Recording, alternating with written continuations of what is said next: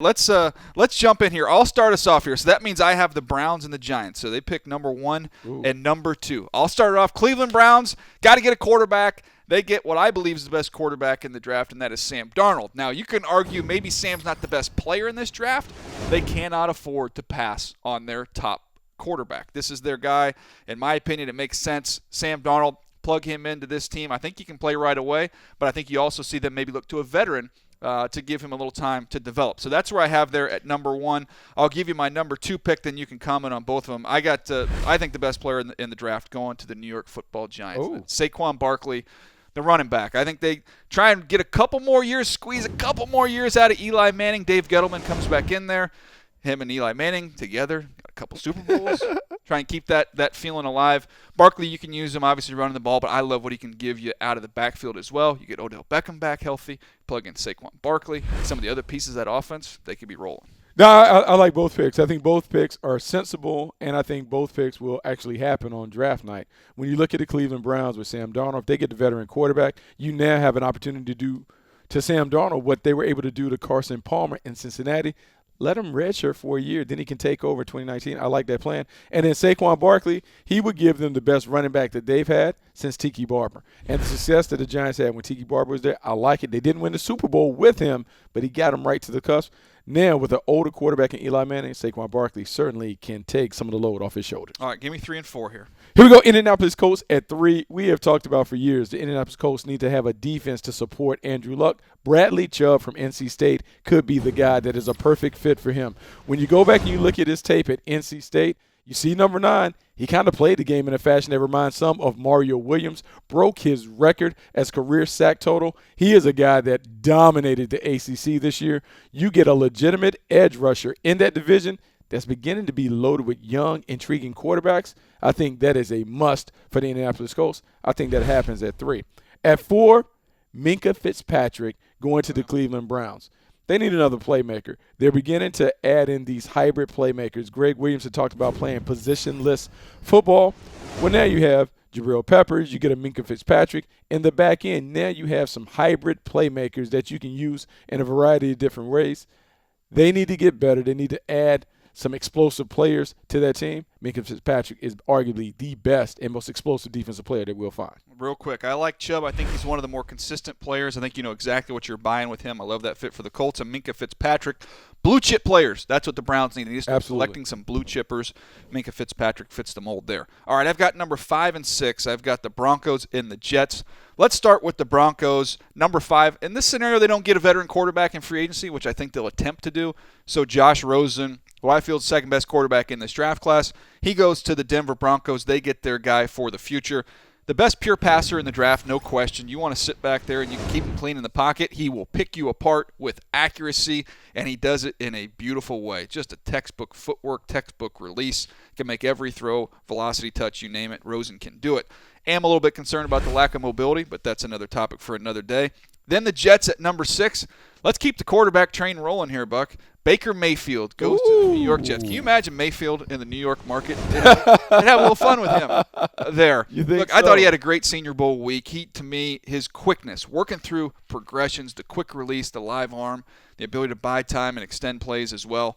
Look, we've said it. His personality is not going to be for everybody, but I'd rather have a guy a little bit too confident than not confident enough. I like Mayfield there to the Jets at 6. Hey, I like both of those picks, and I think both of those picks are sensible for each of those teams. The Denver Broncos are a team that they feel like they're ready to go. They just need a quarterback position solved. You go get a Josh Rosen. He should be ready to play. And Baker Mayfield in New York, I love it. The bright lights and big stage of Broadway, he excels in that environment. We saw him at the Senior Bowl. Once he showed up, he was the alpha. I think he would be a nice fit. You talk about changing the culture of that locker room. They did it last year with the defensive pieces and Jamal Adams. You get Baker Mayfield, it continues to change. A fire starter there, no question. All right, 7 and 8, you got the Bucks and the Bears. Here we go, Tampa Bay Buccaneers. How about Marcus Davenport, UTSA, Texas San Antonio, coming over being a sack artist, something they desperately needed. This is a team that couldn't get to the quarterback. And so you go and get a long, explosive pass rusher who understands how to get home. We saw him at the Senior Bowl begin to turn it up a notch when they got into games. The length, the athleticism, the explosiveness, something that the Buccaneers need. Once again, in a division loaded with quarterbacks, you have to find a way to knock them down. Marcus Davenport, 8.5 sacks this year in Conference USA. he should be able to get it done. At 8, the Chicago Bears. How about Denzel Ward? Well, I love Denzel Look, Ward. And I know the Chicago Bears, they need a playmaker at wide receiver. I believe they go get a veteran playmaker because that veteran pass catcher will help the young quarterback. On defense, another guy that can lock down. We talk about the quarterbacks really dominating that division. Aaron Rodgers, Matthew Stafford. We saw Case Keenum even have success. You have to have someone that can cover those wide receivers. Denzel Ward, smooth, polished, fluid. Everyone was excited about what Marshawn Lattimore was able to do as a rookie. I think this guy could follow in his footsteps. There you see 17 passes defense in 2017, second in the Big Ten. I think he's a natural number 1 corner. I like those picks. First of all, with Davenport, a little bit slow early in the week at the Senior Bowl. Get to Thursday, has 2 sacks and 2 other pressures in the team period. Then gets to the game, has a sack, has a scoop and score, and all kinds of pressure he generated there. I thought he finished up strong. And then Denzel Ward, I love the fact you can play him inside, outside. He's an explosive, dynamic athlete. I've been told that the strength coach down there at Ohio State, who came from Florida with Urban, who's been around a lot of great athletes, said Denzel Ward is the fastest, most explosive athlete he's been around. So keep an eye on him. All right, 9 and 10, I got the Niners and the Raiders. Little Bay Area selection here. Let's start at number 9 for the 49ers, and let's go Quentin Nelson, the big guard from Notre Dame, who I have as the second-best player grade-wise in the entire draft. You want to watch somebody maul people in the run game? Absolutely. That physical environment, set the tone. You got Jimmy Garoppolo, who they're getting ready to pay a bunch of money to. Let's work on protecting him. They do that with the best offensive lineman in the entire draft in Quentin Nelson. Then we go across town to the Raiders. Germain Edmonds, my third-rated player. So this is a good value for them, getting him at number 10. Linebacker from Virginia Tech. Plays off the ball at Virginia Tech. He could even rush some off the edge if you wanted him to. Big-time speed. He's going to be 6'4" and change, about 250 pounds. He's probably going to run in the low 4.6s. You see him cover in the slot. You can see him blitz. You can see him range sideline to sideline. And he does it in a unique fashion because he's so big and so long. I think he's going to be a big-time player at the next level. The Raiders need some more dynamic players at the second and third level. They get one here in Germain Edmonds. I like what you're doing with both of these picks. In San Francisco, what you're doing is basically rebuilding the dominant monster that they were when Jim Harbaugh was there. They were really, really successful because they had a dominant offensive line. Didn't matter who played quarterback. They could run the ball at will. They could throw it. Alex Smith played well. Now you have Jimmy G. Protect him. Allow him to throw from the grassy knoll. Add some more playmakers around him. Should be good. Germain Edmonds, perfect fit for the Oakland Raiders. And when you think about Khalil Mack and needing a playmate, someone that can get it done, this guy has the versatility and explosiveness to do so. I like what they're doing in the black hole. It's only the black hole for a couple more years before they go to Vegas. So yeah, I'm willing to gamble on that. They still call it the black hole, though, right? Don't they? I am. I'm good. The blackjack hole. Free of charge. All right, Dolphins and Bengals. You got 11 and 12. Here we go. The Miami Dolphins. Roquan Smith from the University of Georgia. Big-time playmaker at linebacker, sideline-to-sideline menace. Really athletic and explosive, has a nose to the ball. Some will question his size. Is he a little undersized? What do you do with Raekwon McMillan, who you took a year ago? I think you put those guys both on the field at the same time. I like that. Then you have Kiko Alonso. You now have a fast, more explosive linebacker core. I think that will certainly help them dealing in the AFC East. And then with the Cincinnati Bengals, how about Orlando Brown? Big natural man. Franchise tackle. This is a team that has struggled filling that void at left and right tackle. This guy should solve the puzzle. I think he comes in, dominant player, can move bodies off the ball. They see him mash somebody at the point of attack. Is pretty good in pass protection. I think he gives them an opportunity to get back to playing Bengals football. That is meaning a physical brand of football where you can run and throw and set up your quarterback, Andy Dalton, for a lot of success. Yeah, he is a big mountain of a man, and I think you talk about being able to move the ball on the ground and get that run game cranked up. I think Orlando Brown definitely helps there. Roquan Smith, you want to talk about instinctive and a guy that can flow and hit. Reminds me a lot of Jonathan Vilma when he was coming out of Miami. Oh, I like that comparison. High praise. All right, let's get to 13 and 14, Redskins, Packers. Let's go with the Redskins here in this scenario. Josh Allen just sitting there for him. I don't know what the future holds for Kirk Cousins and the Redskins, but I could see them definitely looking for a quarterback in this draft. And I think whatever people's criticisms are of Josh Allen, a lot of them valid, a little consistent with the accuracy. I think at this point in the draft for the Washington Redskins, I think it's a good value pick for them. You saw in the second half of the Senior Bowl when he's clicking, when he's on, what he can bring, the strength in the pocket, the ability to move around, ability to make every single throw. Threw a touch, 2 touchdown passes were both drop in the bucket throws like you're looking at right now. The upside is immense, and I think this is a good value here at pick number 13 for the Redskins. I know you want to chime in on that. I'll get the Packers real quick, though. They get a corner in Josh Jackson. A couple Joshes going here. Big first round for the name Josh. Josh Jackson, the best ball skills of any corner in the entire draft class. Anxious to see what he runs. If he runs in the 4.4s, Bucky, he will not be there at pick number 14. That's the only question mark with him. But being able to play the ball at the highest point down the field, nobody's better than him. No, nobody's better. And going to the Redskins pick, I do like that pick. I like the pick regardless of whether they have Kirk Cousins or if Colt McCoy is the bridge quarterback to allow him to buy a little time for Josh Allen to develop. They have to find a quarterback. They have to figure out what they're going to do at the position. The upside is tremendous. You're talking about potential over production. He checks off a lot of boxes.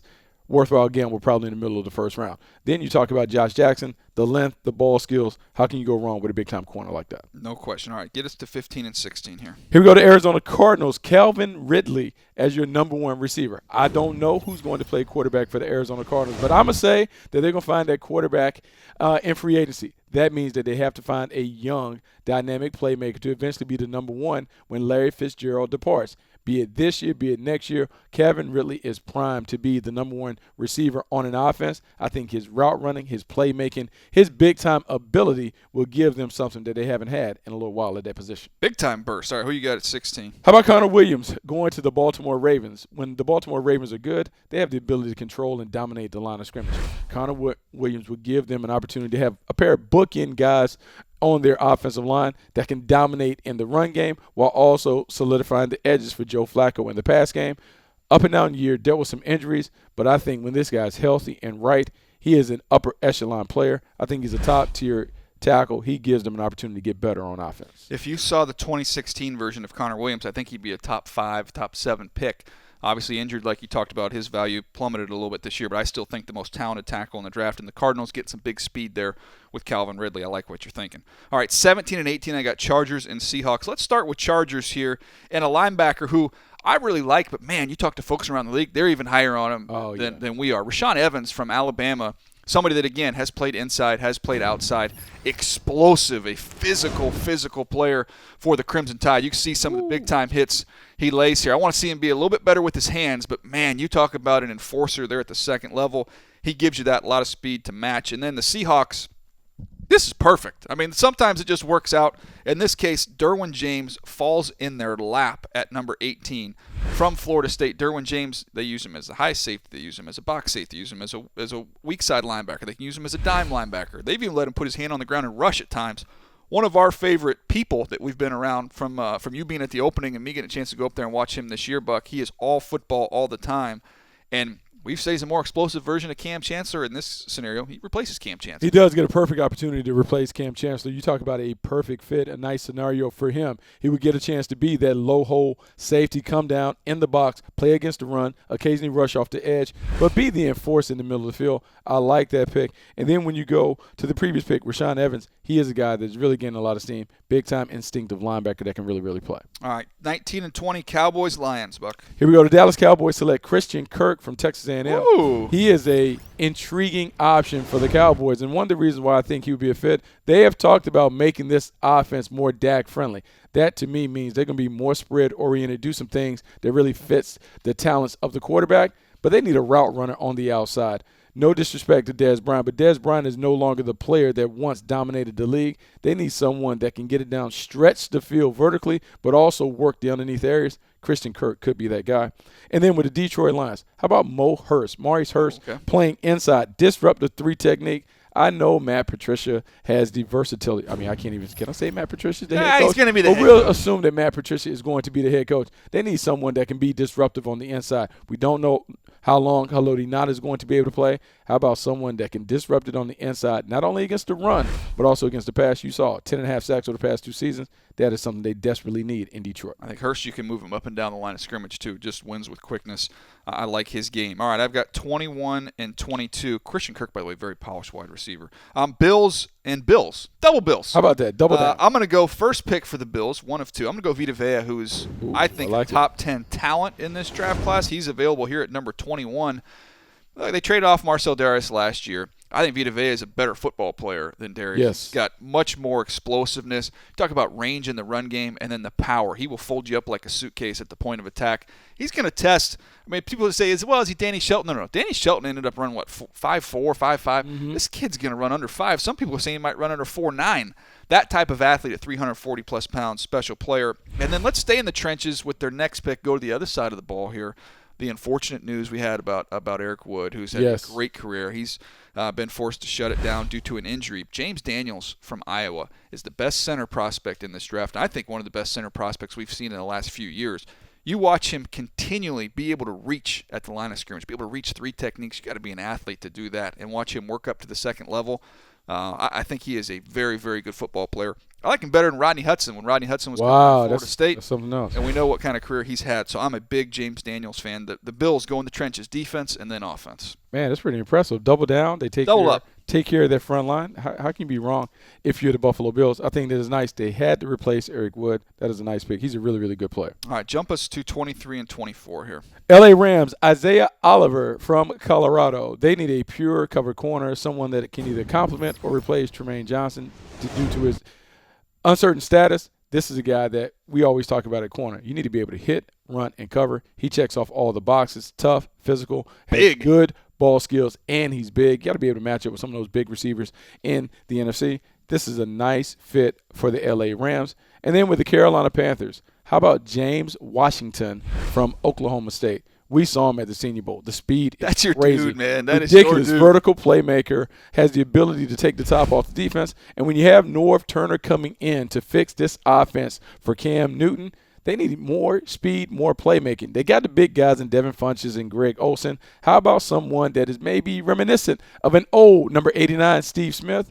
James Washington being able to make plays on the vertical part of the field will help stretch that offense and create more room for Christian McCaffrey and co. in the run game. I like talking to him when we got a chance to visit with him down there as well. All right, what's the so that's it. Oliver and Washington. Buck, you have them going back to back. They cover. If Oliver's covering Washington, who wins?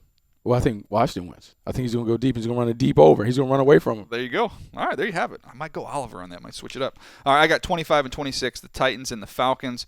Let's start off with the Tennessee Titans here. Let's give Marcus Mariota a new weapon. Just found out another weapon. Got a new offensive coordinator now, Mr. LaFleur. Matt LaFleur coming over from the Rams. So I'm going to give him Hayden Hurst from South Carolina, one of my favorite players to study in this draft class because of how they use him. He's fun to watch. They use him on a lot of these tight end reverses. They'll just get him the ball and let him run like a running back. Former baseball players, a little bit older, you see him running right here. Boom! Got a little physicality. How about that? You like that? Does it after the catch. He can really run and get down the seam.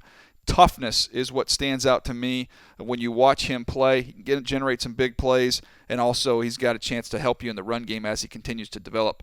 I think he's going to be a great player. The Titans could plug him right in. Man, talk about having Delaney Walker and Hayden Hurst. Not a bad combination. Nice. Then we get to the Falcons. Looking for some interior pass rush to go along with Grady Jarrett. Let's team him up with Taven Bryan here from Florida. Like the Florida Gators stunk this year. Let's not sugarcoat it. They're awful. But when you watch their tape, he still jumps out. The effort is there, repeatedly down in, down out. He is explosive getting up the field. Would like to see him improve just a little bit some of the awareness. That's an area where he needs to improve. But, man, Buck, you want to get an explosive player, team up inside with Grady Jarrett, Taven Bryan be a great fit. I mean, he's a butt kicker. He's a butt kicker inside. They need to continue to have that presence depending on what happens to Dontari Poe. Maybe he's the replacement that goes inside. You talk about teaming up with Grady Jarrett. I absolutely like it. And then when you talk about your other pick, Hurst, I like the soft hands. He made a ton of plays for South Carolina. He should be a nice fit alongside Delaney Walker. At 27, New Orleans Saints. How about Harrison Phillips? Ooh. University of Stanford. How about coming inside? We've talked about the way they've been able to fix this defense. They had so many young playmakers come and make immediate contributions. I believe this is a perfect fit right now. He's a plug-and-play player, a day one starter, comes in, gives them not only the toughness and physicality that you want, but he also has the pass rush presence. Remember, they have Sheldon Rankins on the inside as well. Two young interior players that can rush the passer to go with Cam Jordan. You have to like what you have with the New Orleans Saints. And then with the Pittsburgh Steelers, Darius Geis coming over Lev from Bell. LSU. You piecing Lev Bell out? Oh, I mean, I'm just saying Lev Bell, like, he can't make up his mind whether he wants to be there or not. So how about we get a young player? And also, Lev Bell has a ton of touches. Gave him 400 touches last year. You can't keep giving him the ball that many times. You got to have a dynamic player ready to go. This is a guy that is very, very instinctive and quick, aggressive. I love his physicality and toughness. He has an opportunity to be a big-time player in Pittsburgh. Ooh. I just like the fit. I like the pick. I know people are mad at me in Pittsburgh because I'm going with the running back, but I don't care. I don't know. Look, they've been reluctant to hand out the big money contract to Lev Bell there. It is what it is. I like Harrison Phillips, lunch pail guy, definitely going to dominate against the run. I think he does have some upside there as a pass rusher. And Geis, to me, is one of the top 3 running backs in this draft class. Ronald Jones and him, I struggle going back and forth with them. Good players. How you separate them, but it's a great running back draft overall. All right, my last 2 picks, I've got 29 and 30. I've got the Jags and the Vikings here. Let's start off with the Jags, and let's give who we assume Blake Bortles is going to be back again, right? Yep. Going to be their guy. I don't see why he wouldn't. So I'm going to go with Goddard here. Let's get him, I think, one of the best tight ends in the draft, Dallas Goedert, South Dakota State. If he would have been healthy the week of the Senior Bowl, we'd be talking a lot about this kid. Yes. He only had about 3 reps. He was dominant in those 3 reps, then had a hammy issue, so he had to sit down the rest of the week. But a 2-way tight end. In other words, you can count on him in the run game. You see the ridiculous one-handed catch here. The ball skills that he has are outstanding. I think it's going to be a good battle between him and Hurst on who's going to be the first tight end off the board. I think Goddard's got a very good chance of catching up to him. I just like to fit there with the Jags. Mercedes Lewis getting a little bit long in the tooth. Get another tight end there to plug into that offense. And then I go to the Minnesota Vikings. Can't have enough good defensive linemen, especially in the NFC. We've seen that. So let's go Sam Hubbard from Ohio State. I love this guy. This is your dude, Buck. I feel bad for stealing him here. But talk about the ability to rush off the edge with power. He gives you that. And then he also gives you a little bit more wiggle than you think you're going to get from Sam Hubbard. You can drop him in coverage. He's a really good athlete. Got lacrosse background there. Yes. So he's a well-rounded athlete, and he plays snap to whistle every single time. So Goddard to the Jags, and the Vikings, they double down here in the trenches, and they go ahead and get Sam Hubbard. Goddard would be an interesting prospect to continue to watch. You talk about him potentially overtaking the top spot. It could happen. He's a terrific athlete. We talked to him early in the year on the Move to 6 podcast. I like his insight. I like the way he's able to take that basketball ability in the past and kind of translate it to the field. And then Sam Hubbard, just one of my favorites. Here we go, 31 and 32. I get to wrap it up. Matt McGlinchey from Notre Dame. This will be my offensive tackle. Talk about Jason Peters. Don't know how long he'll continue to play. Coming off the injury. Well, how about someone that maybe could slide into that left tackle spot? We talked about the Philadelphia Eagles always making a commitment to fortify the trenches. They've done it on their defensive line. They continue to do it on their offensive line. It is one of the reasons why they are poised to be a dominant team for some time. Now you get a natural starter, a natural left tackle, someone who has the athleticism to lock up those edge rushes, but is also nasty and physical in the run game. This is a really, really good fit for the Philadelphia Eagles. With the New England Patriots, the uncertain status of Malcolm Butler leads me to believe that they're going to have to take a corner somewhere in this draft in the early rounds. How about Jaire Alexander? Well, I like Jaire Alexander is a guy who is very athletic, does a great job of playing the ball, but he's also tough and feisty on the edge. The one thing that we know about the New England Patriots, they like junkyard dogs on the perimeter, guys that will come up and stick you. He has shown that he would do it. Beat up a little bit this year, but when you look, 15 pass defense, 7 interceptions in his career. When he's on, he is a big-time playmaker. I think he is someone that's going to garner more interest the closer we get to draft day. Yeah, if he'd have been healthy all year, we'd be talking about him way up there. What a really good football player and a good value pick down there at the bottom of the first round.